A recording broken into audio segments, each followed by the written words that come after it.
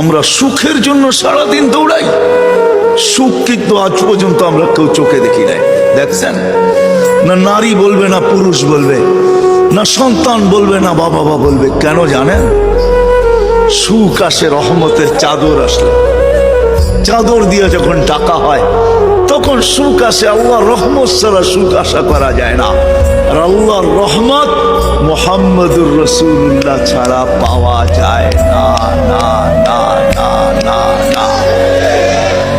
যদি বলেন প্রমাণ, আল্লাহ ইঙ্গিত দিছেন, আমার বন্ধুর উপরে একবার তুই দুরূদ পড়বি, দুরূদ ওই ব্যক্তি পড়তে পারে যে আল্লাহর রসুলকে ভালোবাসে, মহাব্বত করে, আল্লাহর রসুলকে অনুকরণ করে ওই দুরূদ পড়তে পারে। আল্লাহ বলে একবার পড়বি, 10টা রহমতের চাদর দিয়ে তোকে আমি ডাকবো।